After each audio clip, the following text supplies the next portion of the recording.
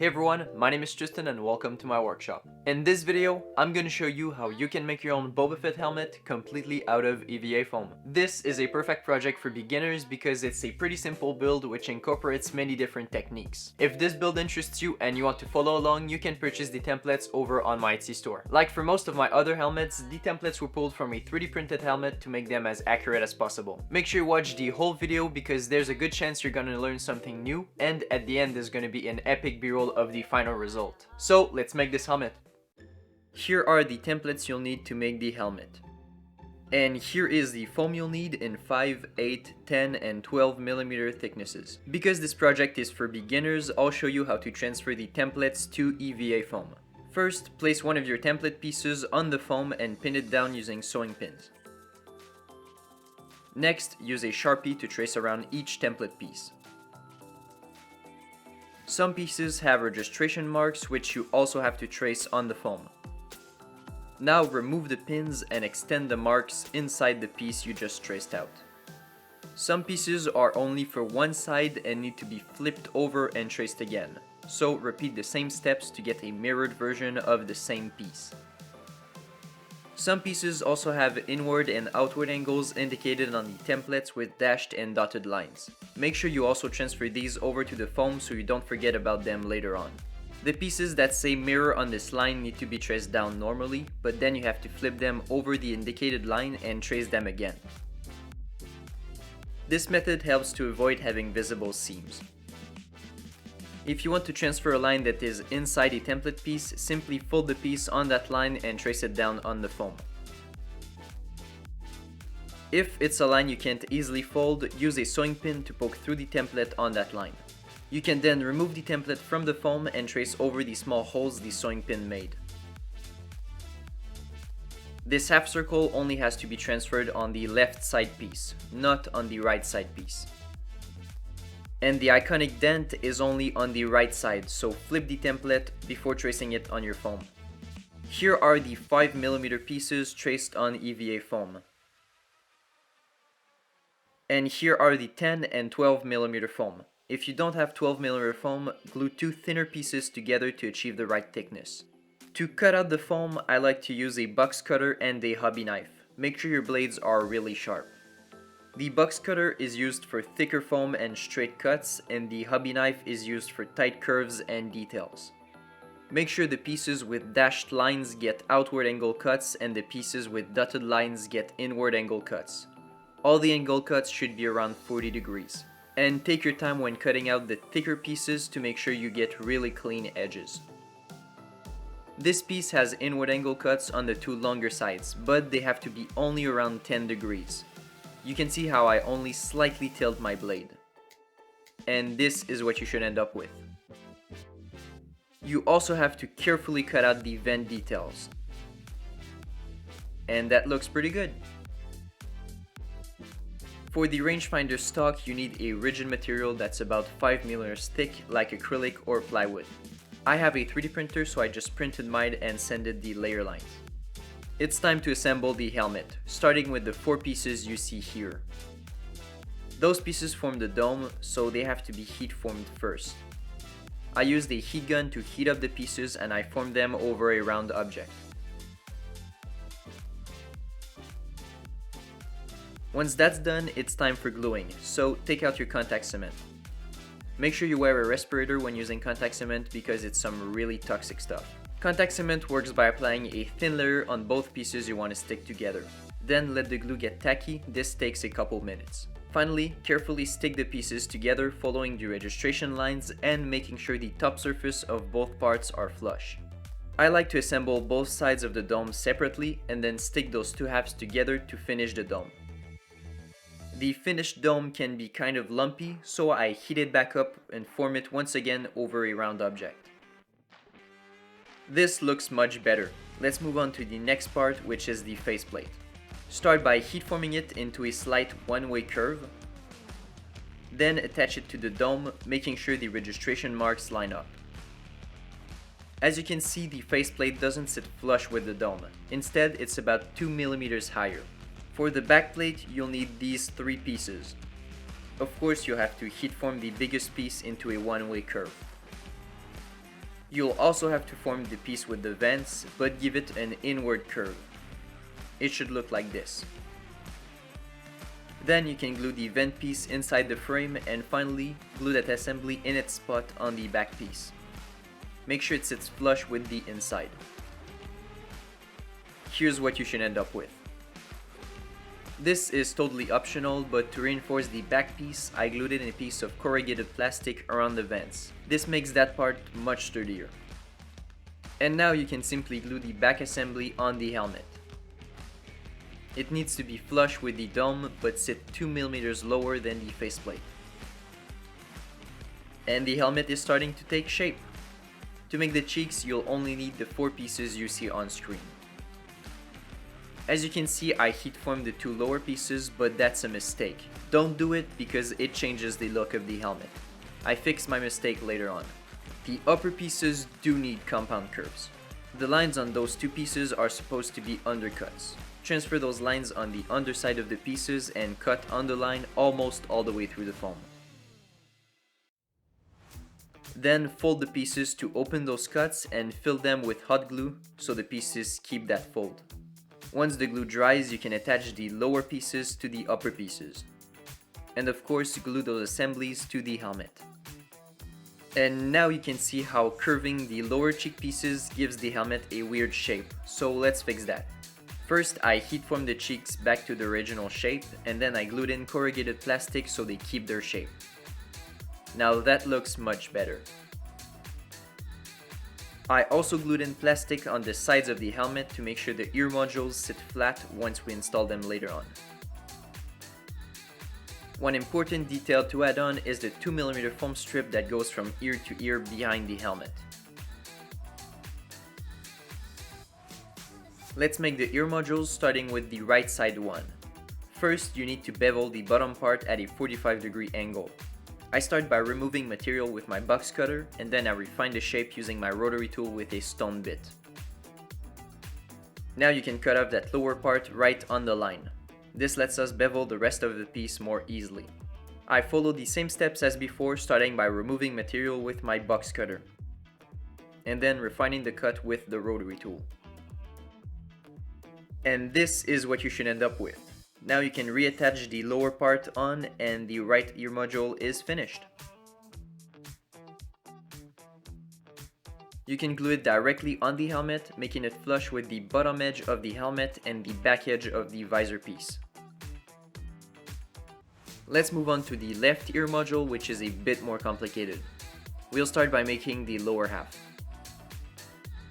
First, cut a bevel on the lower part of the piece, just like we did for the other ear module. Then you can cut it off and cut off the upper section of the piece too.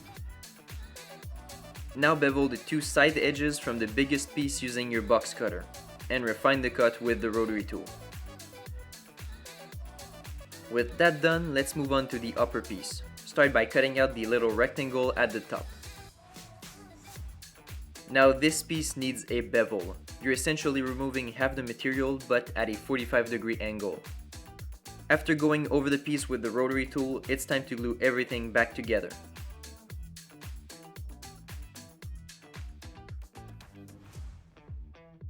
And this is what you should end up with.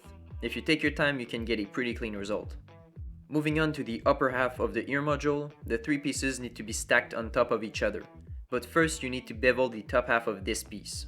Because it's too flimsy to work on, I taped it on to one of the other pieces using double-sided tape. Start by cutting off the lower part of the piece, but make sure you only cut through the first piece, not the one underneath. Now you can use the rotary tool to bevel the edges. After that, simply glue the lower half of the piece back on. You can now glue the 2 top pieces together, but the lower piece will need some modifications to fit the rangefinder. I decided to attach my rangefinder with magnets so it's easily removable. So I drilled a hole in the rangefinder and glued in one of the magnets in it. Then I placed the rangefinder in the upper part of the ear module and pushed it on the lower piece to mark the spot for the other magnet. Then I simply cut out that hole and glued in the magnets. Now you can simply glue the two halves of the ear module together and you're almost done. The rangefinder should fit in there nicely. The last step is to cut a 45-degree bevel under the piece to make it fit the lower part of the ear module. I also cleaned up the edges using the rotary tool. As you can see, the top piece doesn't quite fit on the helmet because of the gap at the top. To fix that, simply cut out a piece of 2mm foam and glue it on the back of the ear module. Now it should fit properly. And now you can finally glue the lower and upper ear modules to the helmet. And that looks pretty nice. The last major part to make is the rangefinder, and you'll need the three pieces you see on screen. As you can see, this piece has a bunch of lines and they need to be transferred on the back of the piece. Now, following these lines, make V-groove cuts on the foam. V-grooves are when you cut at a 45-degree angle towards the line, but not all the way through the foam. Then you flip the piece 180 degrees and you make the same cut on the other side of the line. You should be left with a small strip of foam which you can peel off from the piece. Those V-grooves let the piece fold on those lines to create a 3D shape. Apply glue to the piece and fold all the sides together to end up with a nice looking rangefinder. The two other pieces need their top edges rounded off. I of course use the rotary tool for that. Next, you can glue the smaller piece on the bigger one. Finally, glue those pieces on the inside of the rangefinder. After cleaning up some edges, the rangefinder head is finished. To attach it to the stock, I used hot glue. And that looks pretty good. It fits nicely on the helmet and it's easy to move up and down. It's time to make the dent. Because I'll remove a lot of material, I decided to glue in a thick piece of foam inside the helmet. Now, using the rotary tool, you can carve in the dent.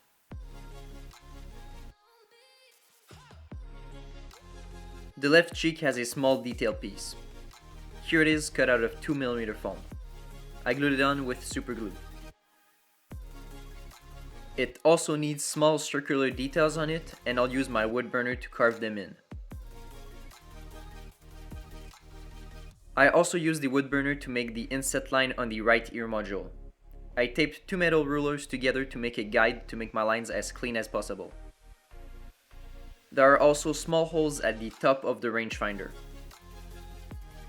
And of course the two arrows at the front of the dome. And that looks pretty good. The last step is optional, but I cleaned up some of the edges on the helmet with my rotary tool, and I did a final pass of heat sealing over the whole helmet. I also heat formed the dome a bit. And with that done, the building process is finished. I'm really happy with the shape of the helmet. My build could have been a bit cleaner, but for a one-day build, I think it's acceptable. It's a really easy and fun build that uses all sorts of different techniques. And that's perfect for a beginner. It's finally time to prep the helmet for painting. And the first thing I want to do is to reinforce the top of the left ear module. For that, I'll use Mod Podge. I applied 5 coats and the result is a piece that's pretty strong but still flexible. Now let's take care of the visible seams. To hide those, you first have to sand them down. For that, I like to use 80 and 150 grit sandpaper on a paint stick. This time I got lazy and decided to try out my orbital sander with 80 grit sandpaper. It's way overkill, but it works really well. I also did a pass with 220 grit sandpaper to reduce the texture. A quick pass with the heat gun removed even more texture.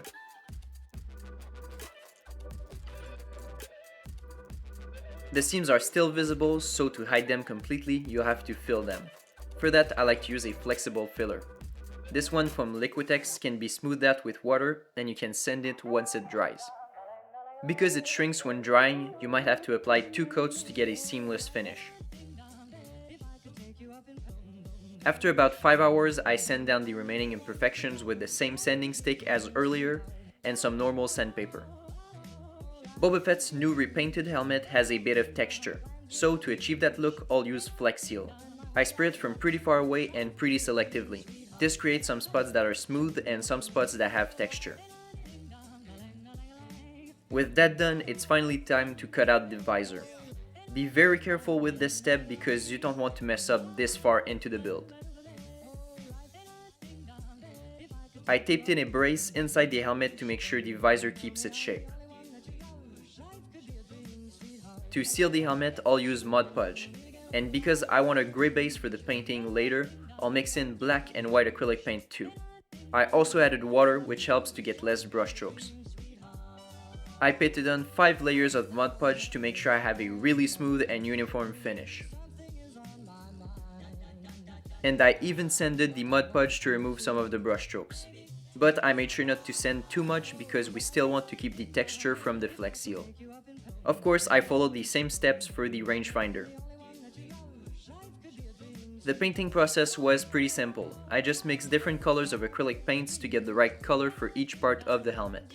This dark green goes on the dome, the lower cheeks, and the right ear module. Then this lighter green goes on the back of the helmet.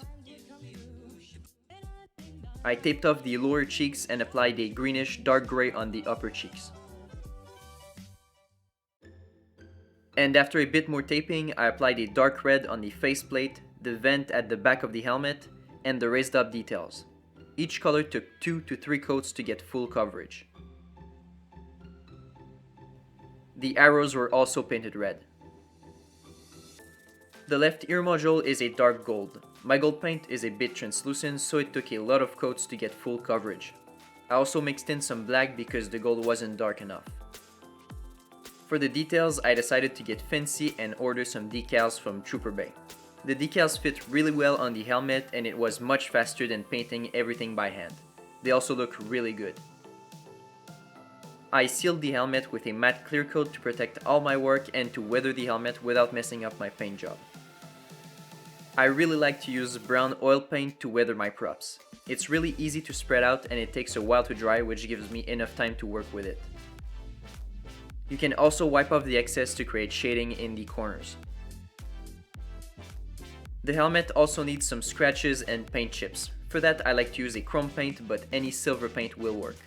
You can simply dry brush the paint on all the sharp edges, which gives a really realistic look to the scratches. I also added on little paint chips that the helmet has in the Book of Boba.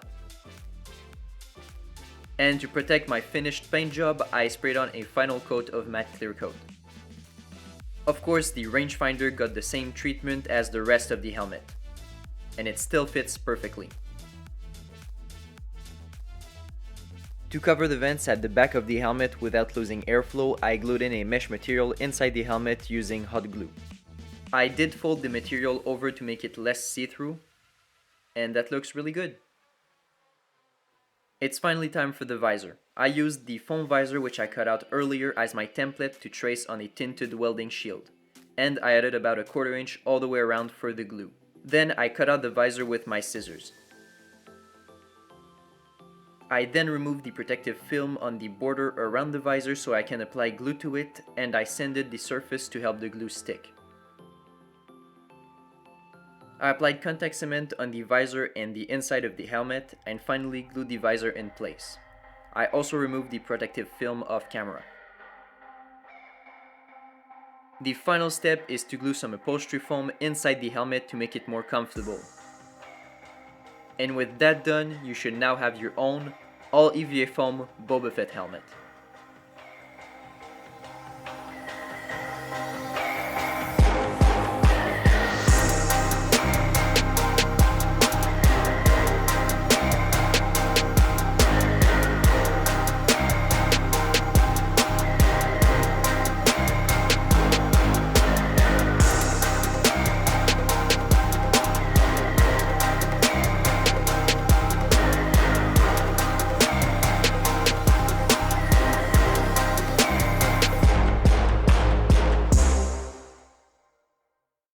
is the final result, and I really like how it turned out. It might not be as clean or as seamless as some of my other helmets, but it was a quick and easy build which I really enjoyed. Building it only took me one day, so if you're a beginner you can probably get it done in a weekend. Of course, painting it will take a couple more days because there's a lot of waiting time while the paint dries. Like I said at the start of the video, the templates to make this helmet are available over on my Etsy store along with many others. And they're gonna be at 20% off for the first week after this video comes out. If you want to see more of what I do, things that don't always make it into my videos, you can go follow me on Instagram. All the links will be in the description. I'm currently working on Boba Fett's armor, but while you wait for that, there's many other cool Star Wars projects you can check out on my YouTube channel. But for now, this is the end of the video. Thank you so much for watching. If you enjoyed, you can leave a like and subscribe to my channel for more cool builds like this one. And I'll see you in my next video.